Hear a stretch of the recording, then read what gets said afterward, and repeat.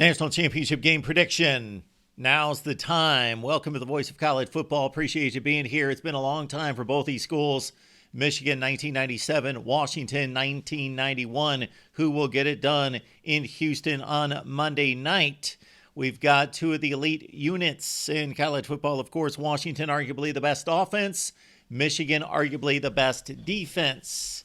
I never believe that there is one key to the game, but if we were going to list the keys and we were going to start from the top, pressure on Michael Penix.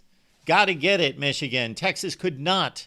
And Michael Penix basically was taking the football 40 yards downfield and dropping it into his receiver's arms. He is that good. He can be that good.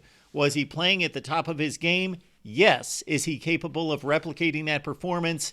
Yes. Is it likely? That's his very best. He can't have an off night and Washington win this football game. The edge rushers at Michigan, far better than at Texas. Texas stout against the run in the interior. Also provided a push, but Michael Penix would sidestep it and deliver the football downfield. But he was able most of the night against the Longhorns to pat the football, wait for his receivers to get open, and that most likely won't be the case against Michigan. The Wolverines on that same night at the Rose Bowl was making life miserable on Jalen Milroe. The pass rush overwhelming, devastating for Michigan, especially in the first half. Now Alabama's offensive line had issues. Now Michigan is facing the Joe Moore Award-winning Washington pass protection. Who will win that battle? We believe that Michigan will probably get better pass rush effectiveness on Michael Penix. And when they don't, well, think about it this way. The game is tilted toward the offense, especially the modern game of football. It is difficult to be a defensive back. I consider it to be the most difficult assignment in football, to play cornerback on an island. And that is the reason why you need great cornerbacks to cover good wide receivers, and you need good cornerbacks to cover marginal wide receivers because they've got the advantage. They can't chase them around the field 4, 5, 6 seconds.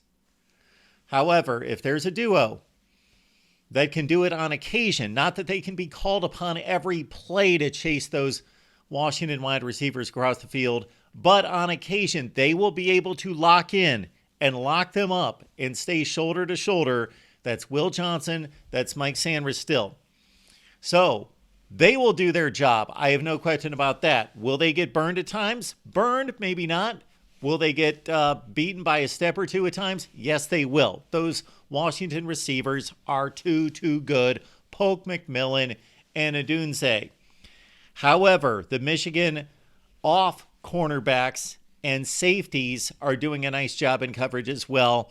Check on guys like Chris Wallace and Keon Sapp to step up and take on those key matchups against Washington's wide receivers. And also a wild card factor here would be tight end Devin Culp of Washington. He is a monster. He is a load, and he could factor big in the passing game as well.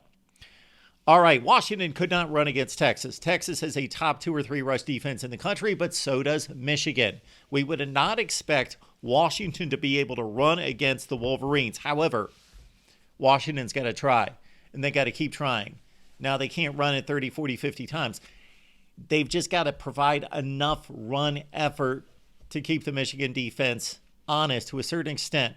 Dylan Johnson, 21 carries, 49 yards against Texas, and he's a banged-up running back, and he is by far the best Washington option, gaining almost 1,200 yards this season. But they've got to try, and surprisingly, though the Huskies are not known as a good rushing offense, they did perform well against the better rushing defenses on the regular season schedule this season, the likes of Oregon, Oregon State, and others that were top 25 to 30 rush defenses. Washington performed rather well. Bama actually had the best pass efficiency offense that Michigan faced this year, and the Wolverines shut down Jalen Milroe, again, because of the pass rush, to just 116 yards. The only two teams that really made any kind of hay in the passing game, Ohio State and Maryland, by far were the most effective against Michigan. And it would make sense. Those were the two closest games that Michigan had in the regular season. Both one-score games. Kyle McCord, Talia Tagovailoa made chunk plays downfield. However, Michigan also picked those two quarterbacks off twice each. Texas ran the ball on Washington. C.J. Baxter and Jadon Blue at 6.5 to 7 yards per carry. Texas did not stay with the running game. I know that they were down by 10 points in the second half, but they had plenty of time to stay committed to the ground game. But Steve Sarkisian got away from it, loves to throw the ball, and Texas should have kept Michael Penix on the sideline and beat up Washington's defensive front. Michigan, guess what? Will stay committed to the run. That's what they do. That's what they want to do. That's what they like to do. And that is plan A. Run the football down their throats. Blake Corum, 25 touchdowns, although we know that the Michigan ground attack not quite as effective, not as dominant because of the offensive line issues as it was in 2021 and 2022. Blake Corum's 5.9 yards per carry at 4.7. And Donovan Edwards not a factor in the running game this season as well. J.J. McCarthy generally does not throw the ball in harm's way unless you're Bowling Green. That was a long, long time ago. Or Maryland at the end of the first half in a tight game. Or Caleb Downs, who's standing out of bounds and could have made a big play on the very first play of the Rose Bowl. But J.J. McCarthy, 24 touchdowns, 5 picks. And you could win some bets with this one. Michigan, despite not throwing the ball much for prolific yardage and numbers, is number 5 in the nation in pass efficiency. Colston Loveland, A.J. Barner, you would expect to be key factors because the Michigan wide receiver core is decent, it's marginal, it's capable. Roman Wilson, of course, made one of the key plays in the Rose Bowl game and converting that play that was tipped by Deontay Lawson. And then Tyler Morris came out of nowhere to make that 38-yard touchdown reception, turn the corner. So Michigan found some other options in the pass game. Another option could be, in addition to Morris, it could be Donovan Edwards. Maybe not a factor in the run game, but in the pass game. Because if Washington does what Bama does, they will take their corners and safeties, more speed players, not linebackers, and cover Colston Loveland and A.J. Barner. J.J. McCarthy does not have to run like it's a Jalen Milroe offense. He ran a few effective times against Alabama for key first downs. Actually, Michael Penix escaped the pocket and did the same against Texas and was Washington's most effective runner.